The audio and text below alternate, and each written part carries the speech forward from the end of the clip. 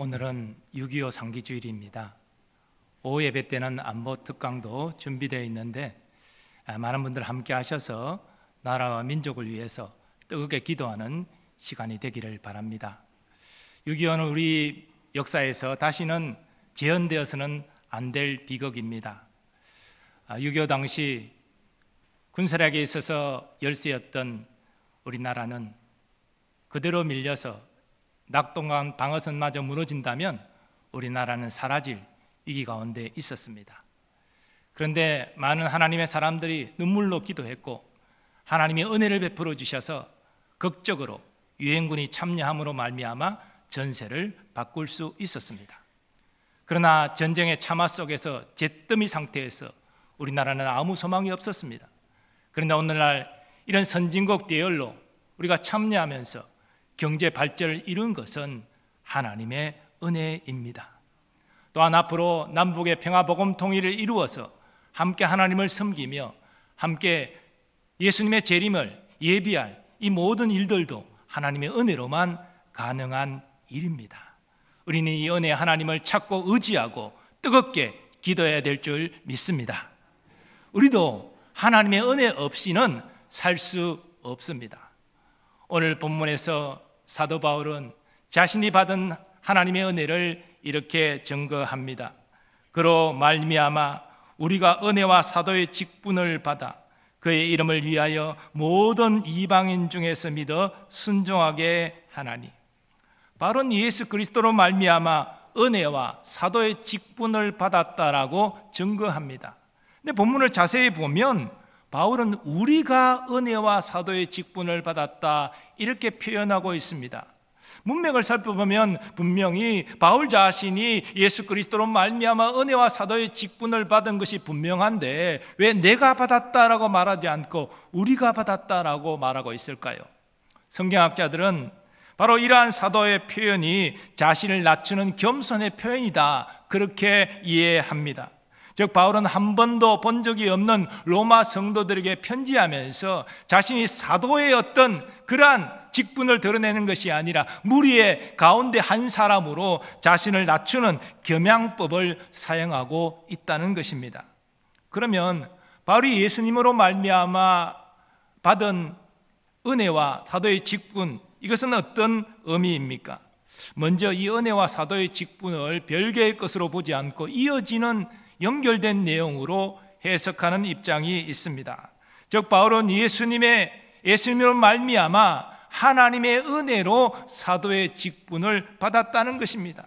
그는 과거 예수님을 대적하는 위치에 있었습니다. 그런데 주님이 자기를 불러 자신의 종으로 삼을 뿐 아니라 사도로 세워서 복음을 전하게 하셨다는 것입니다. 그것은 받을 자격 없는 바울에게 베푸신 주의 은혜였습니다. 그런데 이 은혜와 사도의 직분을 받는 것을 별개의 것으로 그렇게 해석하는 입장도 있습니다. 여기에 따르면 은혜는 구원의 은혜를 의미합니다. 바울은 예수님으로 말미암아 구원의 은혜를 입었습니다. 거기에 더하여서 사도의 직분을 받는 은혜까지 받았습니다. 저는 두 가지 해석이 다 가능하다고 생각합니다. 그런데 이어지는 문맥상에서는 후자가 더 적절한 해석으로 생각됩니다. 이어지는 말씀에 너희도 예수 그리스도의 것으로 부름을 받은 자니라 라고 말씀하고 있기 때문입니다. 이 예수 그리스도의 것으로 부름을 받는다는 것은 사도로 부름받는 것과는 좀 다른 구원의 의미가 더욱더 함축되어 있는 것입니다. 종합하면 사도는 단순히 주의 은혜로 사도의 직분을 받은 것을 말하고 있는 것이 아니라 주의 은혜로 구원받았고 더하여 사도의 직분까지 받았다라고 고백하고 있는 것입니다. 그런데 바울은 자신이 예수 그리스도로 말미암아 은혜와 사도의 직분을 받은 것이 예수 그리스도의 이름을 위하여 모든 이방인 중에 믿어 순종하게 하기 위함이다 이렇게 증거합니다. 사실 사도행전에 소개되는 사도의 초기 복음 사역은 유대인들을 대상으로 했습니다. 그런 유대인들에게 예수가 그리스도다 이것을 알릴 일에 힘썼습니다. 하지만 예루살렘 유대 종교 지도자들과 동족 유대인들은 예수 그리스도를 배척했습니다. 예수가 그리스도라고 전하는 바울을 미워하고 박해했습니다. 그래서 바울은 성전에서 간절히 기도했습니다. 그때 환상 중에 예수님께서 말씀하십니다. 떠나가라. 내가 너를 멀리 이방인에게 보내리라. 그래서 이때부터 사도 바울은 이방인의 사도가 된 것입니다. 이방인들이 예수님을 믿고 순종하는 일에 그는 헌신하였습니다. 그것이 바울이 예수님의 이름을 위하여 감당할 사명이었습니다. 바울의 다음 고백은 그가 어떠한 헌신을 했는지를 잘 증거합니다. 우리 중에 누구든지 자기를 위하여 사는 자가 없고 자기를 위하여 죽는 자도 없도다. 우리가 살아도 주를 위하여 살고 죽어도 주를 위하여 죽나니 그러므로 사나 죽으나 우리가 주의 것이로다.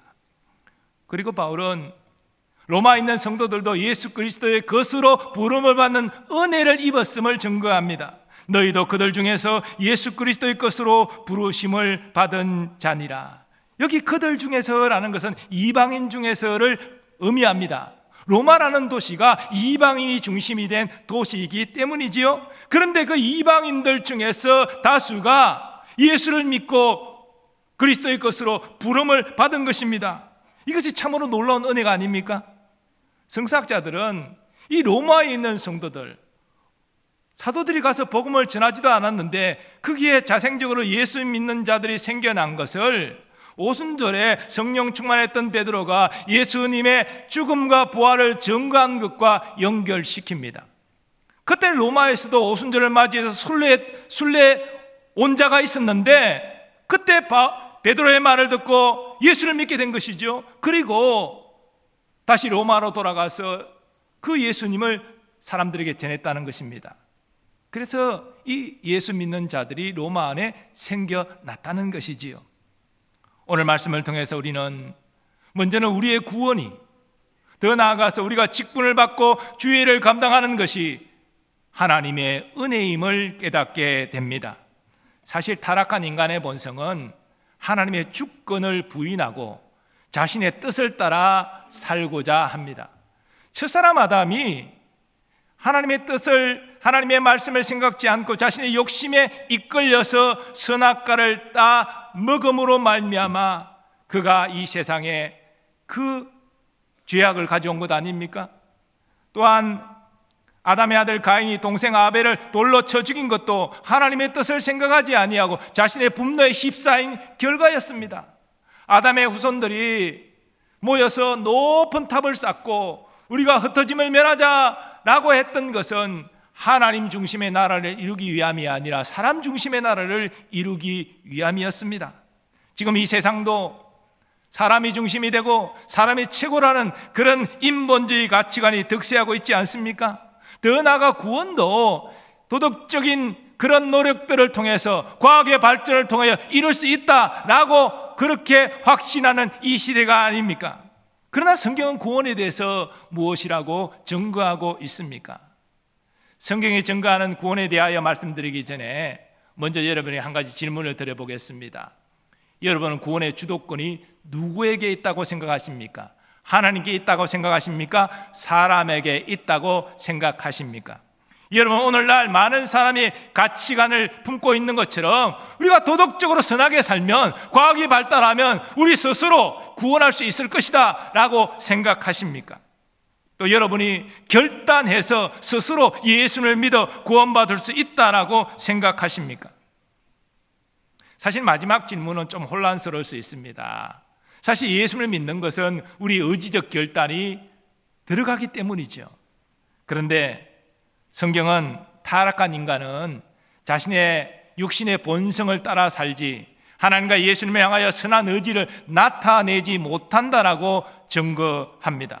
그래서 우리가 예수를 믿는 것이 내 의지로 믿는 것 같지만 그런 예수를 믿는 결단을 하려면 먼저 하나님 우리에게 은혜를 베풀어 주셔야 한다는 것입니다. 성경이 구원과 관련하여 하나님의 은혜의 역사의 첫 번째 내용으로 하나님의 예정을 증거합니다. 일부 교단에서는 이 하나님의 예정, 이것을 부인하지만 성경이 분명히 증거하고 있습니다. 찬송하리로다 하나님 곧 우리 주 예수 그리스도의 아버지께서 그리스도 안에서 하늘에 속한 모든 신령한 복을 우리에게 주시되 곧 창세 전에 그리스도 안에서 우리를 택하사 우리로 사랑 안에서 그 앞에 거룩하고 흠이 없게 하시려고 그 기쁘신 뜻대로 우리를 예정하사 예수 그리스도로 말미암아 자기의 아들들이 되게 하셨으니. 하나님께서 이 세상을 창조하시기도 전에 여러분과 저를 하나님의 자녀로 선택하셨습니다. 첫사람 아담을 만들기도 전에 여러분과 저가 하나님 마음속에 있었습니다.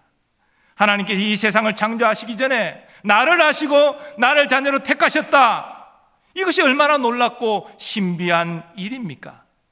그리고 하나님은 에덴 자들을 구원하기 위하여 일하기 시작하셨습니다.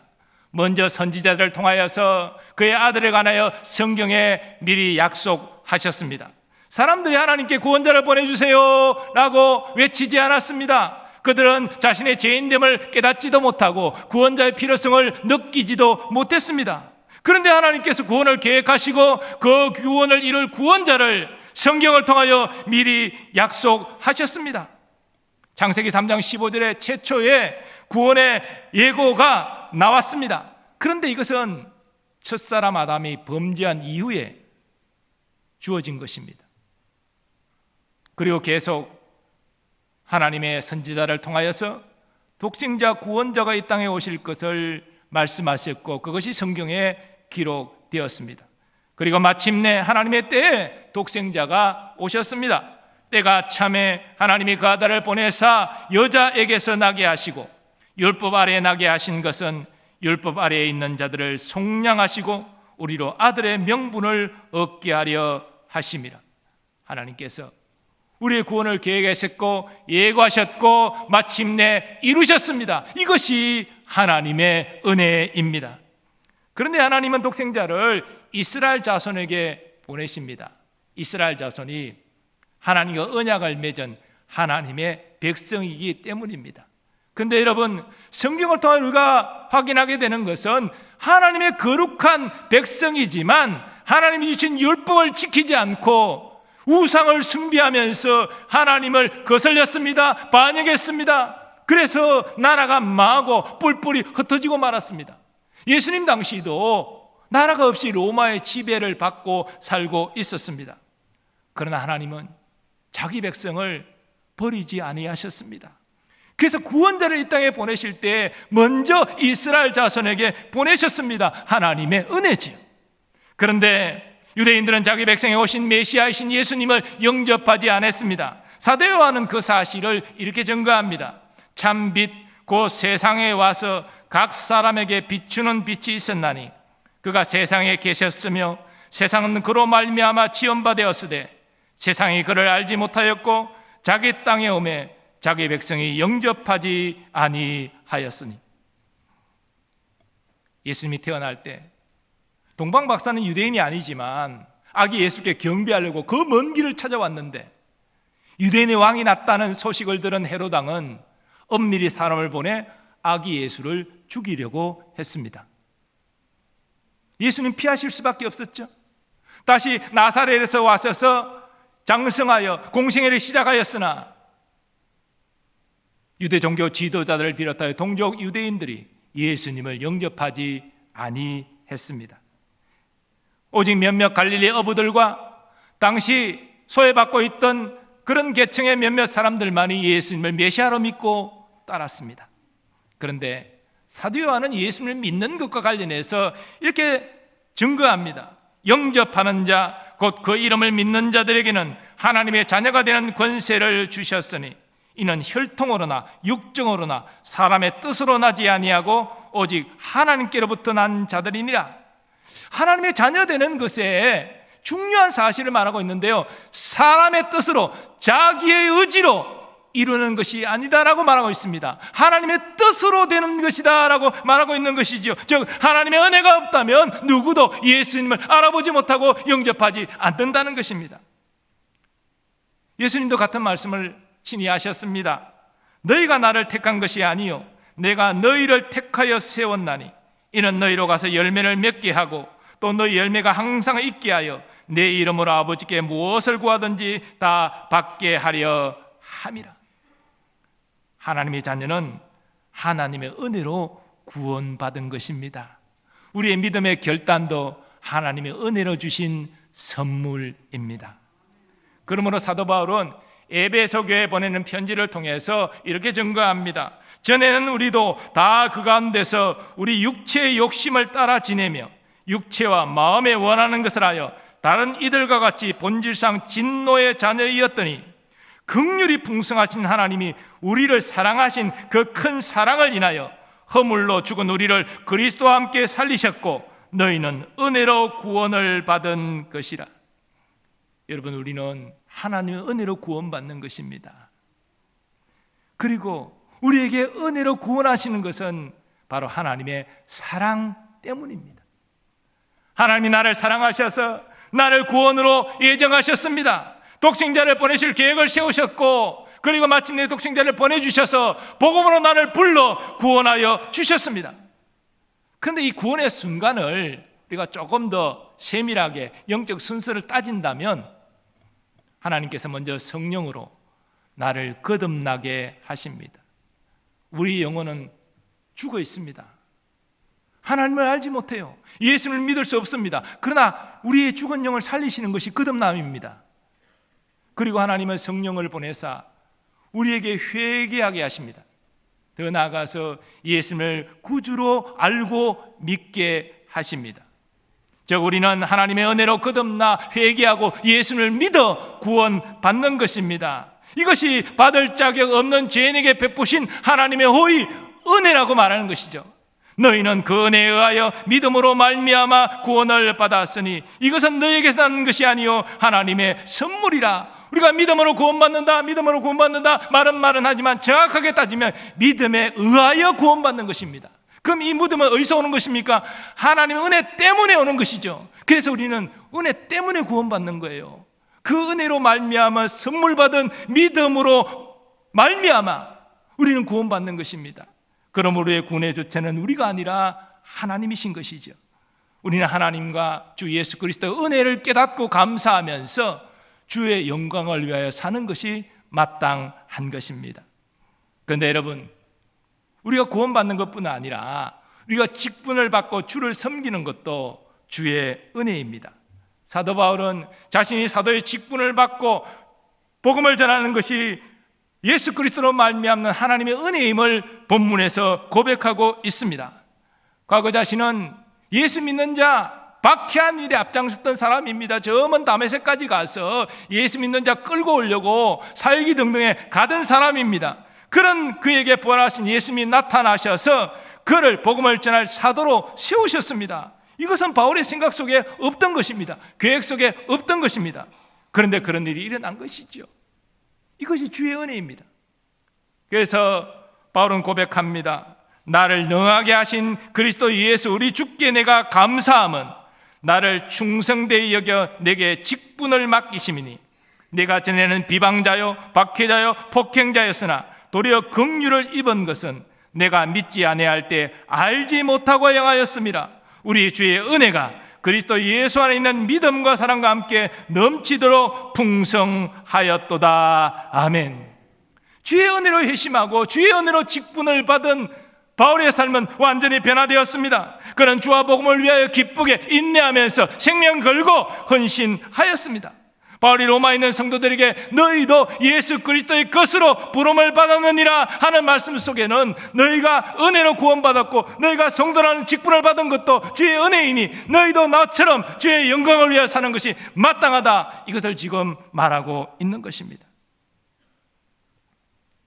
우리도 마찬가지입니다. 우리는 다 주의 은혜로 구원받았습니다. 우리가 잘나서 구원받은 것 아닙니다. 우리가 똑똑해서 우리가 선하고 착해서 구원받은 거 아닙니다. 또한 우리가 직분을 받고 주를 섬기는 것도 주의 은혜입니다. 아니 목사님, 저는 뭐 집사도 아니고 권사도 아니고 직분이 없는데요. 여러분, 우리에게 주님이 주신 가장 귀한 직분은 성도라는 직분이에요. 집사 아닌 사람을 성도라 말하는 게 아니라 모든 구원받은 자는 성도입니다. 성도가 무엇입니까? 천국 가도록 세상에서 구별된 거룩한 물이라는 의미입니다. 여러분, 목사가 되어도 천국 못 갈 수가 있어요. 구원받지 못할 수가 있어요. 왜? 믿음 없는 목사 있기 때문에. 근데 성도라면, 주의 은혜로 거룩하게 구별된 물이라면 반드시 천국 가는 것이죠. 이 성도의 직분을 우리가 받았다는 것입니다. 근데 이것이 은혜지요. 그러니 이 은혜에 우리는 감사하면서 주를 위하여 헌신하는 것이 마땅하다는 것입니다. 교회를 화목하게 하고 믿음의 사람으로 잘 세우는 일에 우리는 헌신해야 됩니다. 나의 거친 말 때문에 믿음의 사람을 실족시키는 일을 행해서는 안 되는 것이죠. 화목하게 덕을 세우는 일에 우리는 교회에서 힘써야 됩니다. 또한 세상으로 나가 믿지 않는 자들에게 하나님의 자녀의 이 아름다운 선한 모습을 나타내고 그에게 예수 전하여 예수 믿게 하는 이 일에 우리는 힘써야 하는 것입니다. 그것이 은혜 받은 우리 성도의 사명인 것입니다. 우리는 이 일을 위해서 성령의 도우심을 구해야 됩니다. 사랑하는 여러분, 사도 바울은 자신이 구원받은 것, 그리고 자신이 사도의 직분을 받아 주를 위하여 헌신한 모든 것, 자신의 과거를 돌아볼 때에 주의 은혜입니다 고백하고 있습니다. 저는 오늘 여러분에게 영적으로 도전하고 싶습니다. 우리가 구원받은 것, 회개하고 예수님 믿어 하나님의 자녀가 된 것, 천국 백성이 된 것, 이것이 은혜임을 우리 깨달아야 된다는 것입니다. 또한 내가 직분을 받고 성도가 되어서 주를 섬길 수 있는 것, 이것이 은혜임을 알아야 된다는 것입니다. 은혜를 깨달을 때만에 진실로 감사의 마음이 올라오게 되고 헌신의 기쁨을 누릴 수가 있는 것이죠. 혹시 여러분 중에 구원받은 것이 주의 은혜임을 진실로 동의하지 못하는 분이 계십니까? 내가 거룩한 무리에 속하여 천국 백성으로 살아가는 것, 그래서 주를 섬길 수 있는 것이 주의 은혜임을 동의하지 못하는 분이 있습니까? 우리 믿음을 점검해야 됩니다. 우리는 영적 생활을 하는 것이 아니라 종교 생활을 할 수 있습니다. 종교 생활 속에는 구원이 없습니다. 우리의 믿음의 진짜인 시금석은 주의 은혜를 깨닫고 진실로 감사하는 것입니다. 나는 아무 소망이 없는 죄인이었지만 이런 나를 예정하시고 독생자를 보내실 계획을 알리시고 마침내 독생자를 보내사 나의 죄값 담당하여 저주받게 하시고 나를 의롭게 하시기 위해 부활케 하신 이 하나님의 은혜로 내가 구원받았습니다 진실로 고백하는 이 믿음, 이게 구원의 믿음이죠. 또한 보잘것없는 나를 택하사 직분 주시고 성도로 불러주시고 주의 몸된 교회를 섬길 수 있게 하신 것이 주의 은혜입니다. 이것이 고백되는 사람이 진짜 믿음을 가진 사람이죠. 하나님의 은혜에 대한 감사와 감격을 점검하는 우리 모두 되기를 바랍니다. 하나님은 택하여 구원한 성도를 끝까지 사랑하시고 책임지십니다. 내가 확신하노니 사망이나 생명이나 천사들이나 권세자들이나 현재 일이나 장래 일이나 능력이나 높음이나 깊음이나 다른 어떤 피조물이라도 우리를 우리 주 그리스도 예수 안에 있는 하나님의 사랑에서 끊을 수 없으리라. 나의 평생에 가장 복된 일은 예수님을 만난 것입니다. 은혜로 예수님을 믿은 것입니다. 나의 평생에 가장 잘한 일은 그 은혜를 알고 감사하며 주를 섬긴 것입니다. 일생 그리스도로 말미암는 구원의 은혜에 감사하며 성도의 직분, 교회의 직분 잘 감당하여 하나님을 기쁘시게 하는 여러분 되시기를 바랍니다. 그래서 이 땅 떠나는 날 주의 은혜로 내가 구원받았습니다. 그리고 주의 은혜에 감사하여 주님을 섬겼습니다. 후회 없는 삶이었습니다 라고 고백할 수 있는 우리 모두 되기를 간절히 소원합니다. 우리 받은 말씀 생각하면서 나는 주를 섬기는 것에 후회가 없습니다. 이 찬양 하나님께 올려드리겠습니다.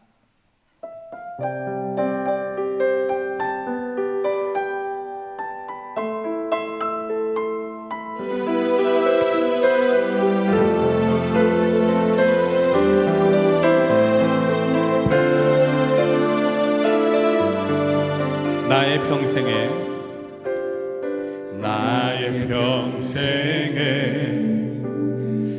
가장 복된 일은 내가 예수님을 만난 것 나의 평생에 가장 잘한 일은 내가 예수님을 주로 섬긴 것이라. 이 세상 살 동안 내가 걷는 길이 때로 험하여서 넘어질 때도 주의 향한 손이 나를 붙드시니 나는 예수님만 주로 섬기며 살리. 나는 주를 섬기는 것에 나는 주를 섬기는 것에 후회가 없습니다. 내가 걸어온 모든 시간 다 주의 은혜니 내가 걸어갈 모든 날도 주만 섬기며 살리. 오직 예수 이름 부르며 살아가리라.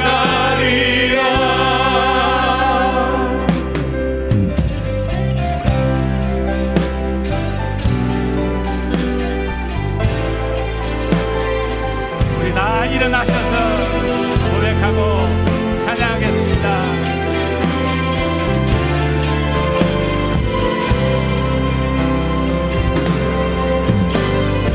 나의 평생에 가장 복된 일은 내가 예수님을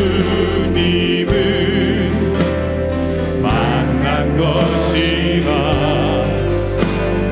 나의 평생에 가장 잘한 일은 내가 예수님을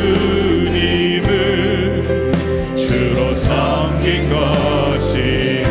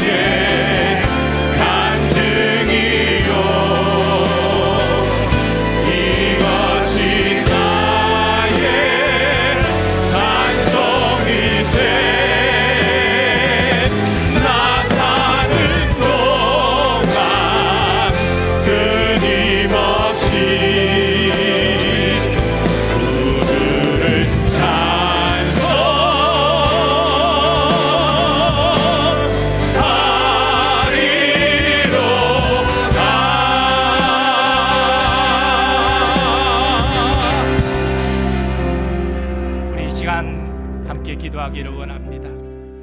하나님, 우리가 예수 믿고 구원받은 것도, 우리가 교회 직분과 성도의 직분을 받아 주를 섬기는 것도 주의 은혜임을 고백합니다. 나의 나된 모든 것이 주의 은혜입니다. 주의 은혜가 없으면 우리는 살 수 없습니다. 이 땅에 많은 고난을 만나도 주의 은혜 때문에 그 고난 속에도 주님을 의지하고 우리가 일어설 수 있습니다. 우리 몸이 약해지고 이 땅의 삶을 마무리하는 순간이 다가와도 두려움이 아니라 주님 만날 기대감에 가득 차 환한 미소를 지을 수 있는 것도 주의 은혜 때문입니다. 이 주의 은혜를 깨닫고 감사하며 주를 위하여 주의 영광을 위하여 살아가는 우리가 되게 해달라고 주여 외치고 함께 기도하겠습니다. 주여, 나는 주를 섬기는 것에 나의 구원도 주의 후회가 없습니다. 우리가 직분을 받고 주를 내가 섬기고 더러운 주의 은혜임을 모든 고백하고 시간 우리를 붙들어 주시고 인도하여 주시옵소서. 하나님, 나의 나된 모든 것이 주님, 주의 은혜가 없이는 우리가 살 수 없음을 고백하고 주여, 우리를 붙들고 인도하여 주옵소서. 이 연약한 나무의 길 가운데 주의 은혜로 승리하리라. 우리 몸이 약해지고 우리 호흡이 끊어지는 그날이 주의 은혜로 주의 영광의 나라를 삼하며 미소 지을 수 있는 우리가 되기를 원합니다. 하나님, 오늘도 주의 은혜 감사합니다. 주님의 몸된 죄를 섬기게 하시고 주님의 나라를 위하여 의신하게 하여 주옵소서. 우리의 지체를 사랑하고 섬기게 하시고 복음을 전하여 주님께 영광을 하시고 우리가 되게 일생 주님께 드리는 주의 기쁨 되며 우리 모두가 되게 하여 주시옵소서. 아버지 하나님, 감사합니다.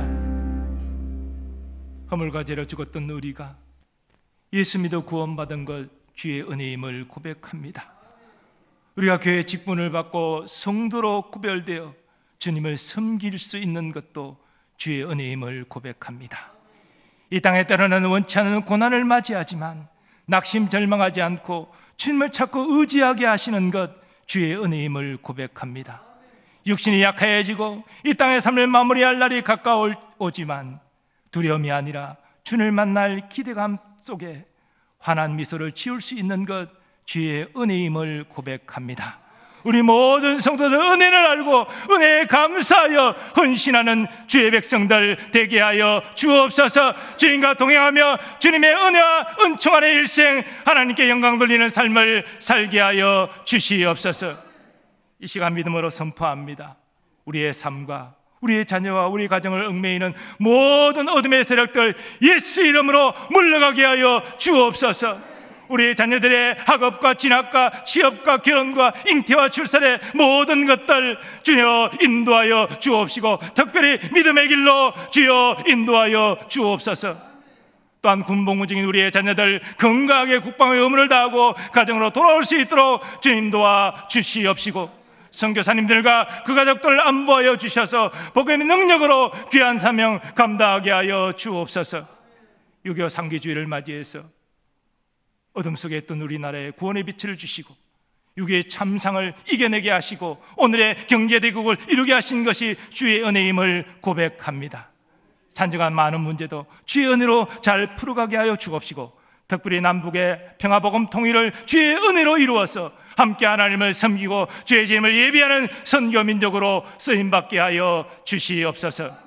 이제는 우리 주 예수 그리스도의 은혜와 하나님 아버지의 무한하신 사랑하심과 성령님의 역사하심과 교통하심이 나의 나된 모든 것이 주의 은혜입니다 고백하며 일생 주님께 감사하며 주의 영광을 위하여 살리라 결단하는 모든 주의 백성들의 삶의 범사 위에 이제로부터 영원까지 함께 하시기를 축원하옵나이다. 아멘.